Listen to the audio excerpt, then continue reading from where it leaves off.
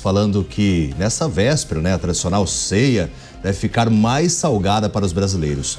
Isso porque um novo estudo da Neogrid apontou que as aves típicas deste final de ano tiveram alta de até 65% nos preços. De acordo com o levantamento, os cortes passaram de R$ 44,00 em outubro de 2024 para cerca de R$ 63,00 no mesmo mês deste ano, com o peru sendo o produto que mais registrou alta. As oleaginosas também registraram aumentos relevantes na comparação anual, avançando quase 20% no período. Além disso, a B3 revelou que a ceia de Natal ficou quase 50% mais cara em 5 anos, assim como presentes como roupas e flores naturais, que tiveram alta de 40% e 60% respectivamente. Já começo com Dávila, repercutindo esse assunto, porque de fato a gente vê cada vez mais as coisas aumentando e o nosso bolso encolhendo, Dávila? Boa noite. Boa noite, Feliz Natal à nossa querida audiência, David? E aos nossos colegas, Acácio e Diego Tavares. Agora, vamos tratar aqui do mundo real neste Natal. O mundo real, neste ano de 2025 para os brasileiros, foi marcado por duas coisas. Primeiro, aumento dos preços na gôndola. Todo mundo que foi ao supermercado este ano só viu uma coisa, David: os preços subirem. Todo lugar tem reajuste. Isso mostra que a inflação está aí, apesar do governo fazer 1000 maquiagens e malabarismos para dizer que a inflação está sob controle. É mesmo? Olha aí a cesta de Natal, 50% mais caro. Além disso, outra coisa que afetou o bolso do brasileiro foi a inadimplência. Uma inadimplência recorde. Quase 75 milhões de brasileiros estão inadimplentes. E os empresários também. Pessoas que têm aí micro, pequenas empresas, 8 milhões e meio de empresas estão inadimplentes. Então, que aninho foi, hein? Apesar do governo dizer que foi um ano maravilhoso, para o brasileiro do mundo real, foi um ano muito complicado. Inflação na gôndola, inadimplência e pior, arrecadação recorde. O governo metendo a mão no nosso bolso e tirando aquele pouquinho que sobra para pagar mais imposto. E o que recebemos em troca é serviço público de péssima qualidade. Este é o Papai Noel do governo Lula. Agora, o Diego Tavares também conectado conosco, Diego? Quero repercutir contigo porque, de fato, isso deve gerar reflexos também nas eleições, porque a partir do momento que as pessoas têm um poder de compra reduzido, automaticamente também isso reflete lá na frente nas eleições, porque ela vai falar assim: olha, eu tinha uma qualidade de vida X e agora tenho Y, e não está legal para mim. Olha, David Tarso, realmente essa sua leitura está corretíssima. Boa noite a você, um bom Natal também para os meus colegas de bancada e principalmente para todos que estão, antes da ceia de Natal, hoje acompanhando aqui os Pingos nos Is, a nossa audiência. Sempre muito bom estar aqui com vocês.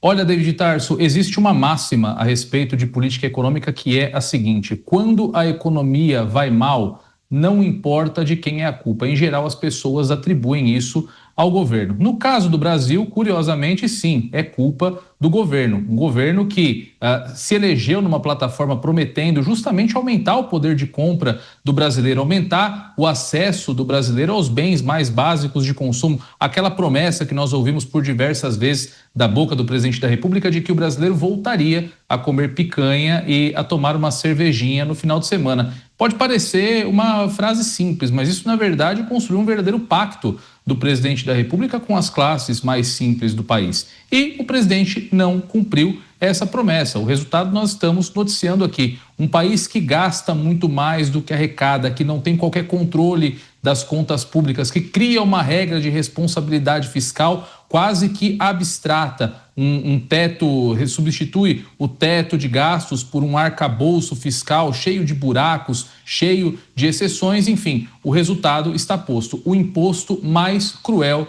de todos, que é a inflação, que é o imposto que mais prejudica o pobre, que tira do pobre o poder de compra, que tira do pobre a possibilidade de ter mais acesso a bens de consumo. Grande presente de Natal do governo brasileiro para o seu povo, que já passa tantas outras dificuldades. E indo direto Agora, a resposta da sua pergunta, sim, isso certamente terá reflexos eleitorais. Eu acompanho muito alguns levantamentos que se fazem sobre os pontos de maior preocupação dos brasileiros, e durante um tempo, no curso do mandato do governo Lula, a questão do preço dos alimentos chegou a substituir a segurança pública. De uns tempos para cá, a segurança pública voltou a ser a maior preocupação, mas não tira a importância também do tema da economia, que certamente vai render muito material para que a oposição faça o seu trabalho em 2026. Agora, Dávila, em relação também às empresas, né? Porque existe uma insegurança jurídica para que elas possam prosperar e assim automaticamente remunerar melhor os colaboradores.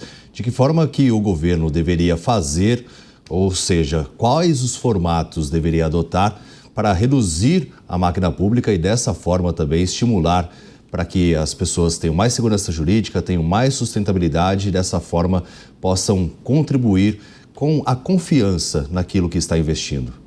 Bom, primeiro é preciso confiar nas regras do jogo, né, David? Se não confiamos na regra do jogo, se a regra do jogo muda a toda hora com a interpretação da Justiça ou da Suprema Corte, como é que o empresário vai conseguir fazer um planejamento de médio e longo prazo e atuar? Ele não sabe como é que vai ser a regra amanhã, ou se a regra que vale hoje não vale mais amanhã. Então, essas mudanças constantes de regra só cria insegurança e afugenta o investimento, que é algo fundamental para fazer a economia voltar a crescer. A segunda coisa que tira o sono de empresários, pequenos empresários principalmente, é o aumento da carga tributária. O Brasil é recordista em aumentar a carga tributária entre todos os países emergentes. É inacreditável. Se tem um dinheirinho na mesa, o governo já quer raspar aquele dinheirinho de quem está produzindo, trabalhando, dando duro, suando, porque quer ir pagar os rombos da conta pública, né? Para onde é que o nosso dinheiro está indo? Esse dinheiro que ele toma do nosso bolso aqui, de quem trabalha e produz, está indo para pagar rombo do Correio, está indo para pagar o roubo da Previdência, está indo para financiar projetos desastrosos como refinarias de petróleo. É uma tragédia. Então, assim, o governo, se quiser fazer a economia voltar a crescer, precisa dar segurança aos empresários. E os empresários não querem muito, não. Abaixa a carga tributária, segurança das regras do jogo, não fica mudando de regra toda hora, e o governo não pode ter uma atitude sempre anti-mercado, ou seja, sempre olhar para o setor produtivo, para aqueles que trabalham, empreendem, como se fosse a vaca leiteira do governo, que é ali para meter a mão e tirar dinheiro do nosso bolso. É só tratar bem o empresário, dar condições para ele competir e não mudar muito a regra do jogo. Diminuir os impostos, que esse país vai voar. A Cássio Melhora já está conectado conosco também, né? Porque muito se culpabilizou o agronegócio brasileiro. Só que o agro tem enfrentado dificuldades para realizar novos investimentos, porque as taxas de juros altíssimas, isso desestimula também para que o agricultor, o pecuarista, enfim, quem trabalha no campo possa prosperar e fazer também investimentos para elevar ainda mais a sua produção, porque depende, claro, do clima, que é fundamental para que o agronegócio prospere, mas também de investimentos que possibilitem ainda mais que a produção possa ser estimulada, né, Cássio? Boa noite. Boa noite, David, boa noite, Dávila, boa noite, Diego, e uma boa noite especial à nossa audiência. David, infelizmente, no Brasil, e o Dávila bem disse, o empresário, o produtor, o empreendedor é sempre o mais prejudicado. E no agronegócio não é diferente. Quando nós olhamos para as taxas de juros atuais, não há ninguém em sã consciência ou que não esteja num caso extremo de necessidade que vá recorrer ao mercado para obter dinheiro e, consequentemente, investir no seu negócio. E a partir do momento em que não há novos investimentos, a economia fica estagnada. É uma lição simples de economia. E quando nós lembramos que o agro é, há muitos anos, a mola propulsora da economia brasileira, essa equação fica ainda mais complexa. Porque aquele setor que nos impulsiona, aquele setor que melhor dá retorno ao mercado brasileiro, está impedido de expandir, mesmo tendo possibilidades, isso é um pecado para a nossa economia. Isso, obviamente, causa muita tristeza. Eu vou terminar minha ponderação com uma recordação. Nós falamos bastante ao longo da semana sobre o acordo União Europeia e Mercosul. Por que a França, a Polônia e a Espanha fazem muita força para que esse acordo não aconteça? Por medo do agronegócio brasileiro. Mas a França, a Polônia e a Espanha esqueceram que no Brasil não há necessidade da concorrência. No Brasil, o próprio setor público já é o principal entrave para o nosso crescimento. E com o agro não é diferente. Então, União Europeia, não tenha medo da concorrência brasileira, porque ela já tem o setor público impedindo que nós prosperemos. E um levantamento recente que foi divulgado também nesta quarta-feira revela que o agronegócio, a quantidade de empresas em recuperação judicial, já corresponde, pelo menos nesse terceiro trimestre de 2025, a mais de 5 mil companhias, ou seja, taxas de juros elevadíssimas, o que demonstra também um crescimento de 19% em relação ao mesmo período do ano passado. As empresas também ligadas a esse segmento, que é fundamental para que a gente veja também um arrefecimento nos preços nas gôndolas, elas estão sofrendo, essas companhias estão sofrendo, Diego Tavares.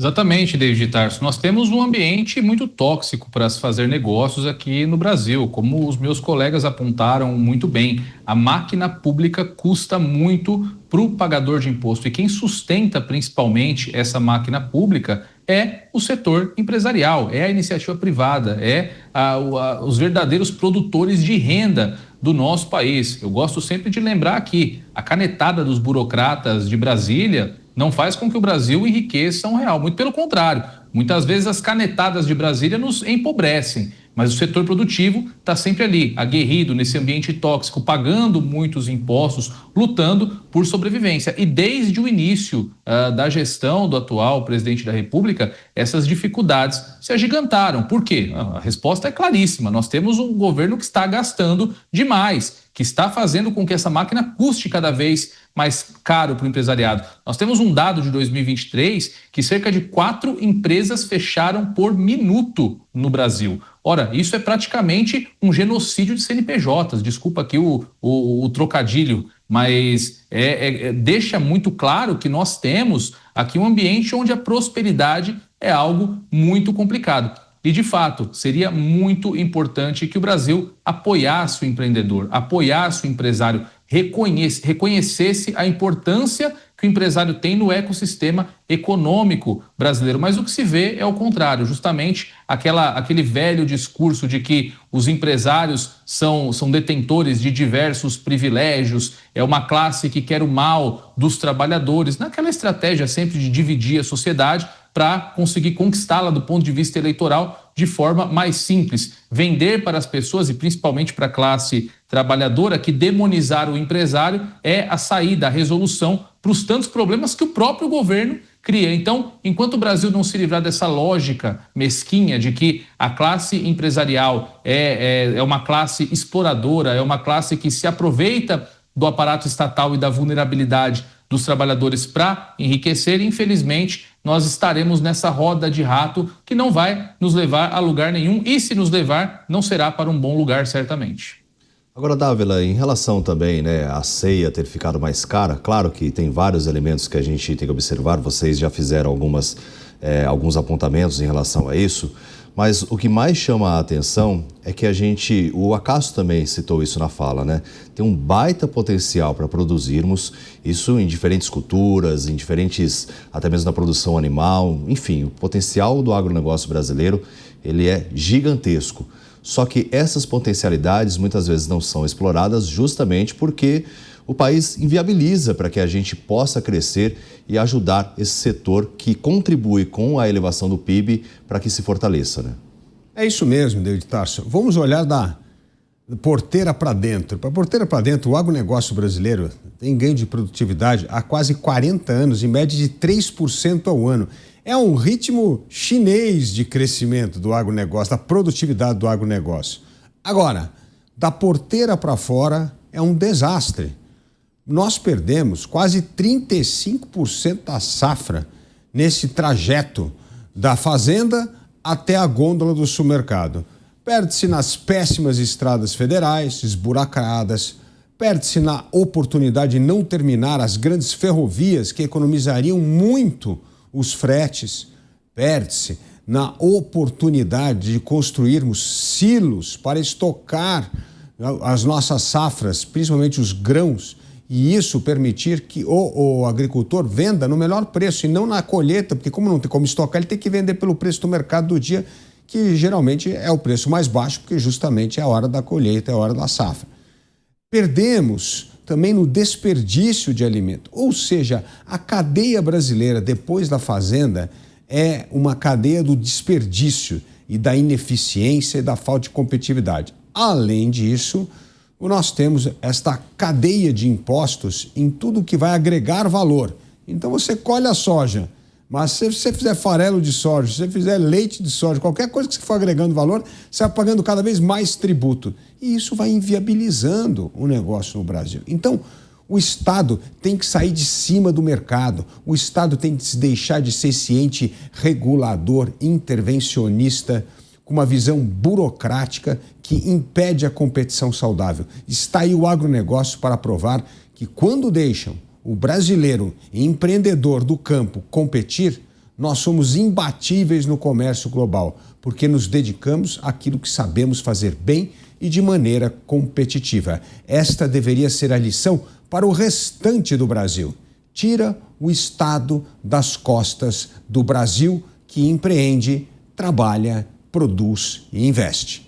O Dávila citou um ponto fundamental, né? Porque a estimativa ao longo de 2024, claro que os dados ainda referentes a 2025 serão divulgados, mas ao longo de todo o ano de 2024, toda essa carga perdida nas estradas, seja com elas esburacadas ou até mesmo por roubos, o que também a gente sofre com a insegurança nesse país, né? Porque tem caminhoneiros que passam por determinados trechos e acabam tendo ali a sua carga saqueada.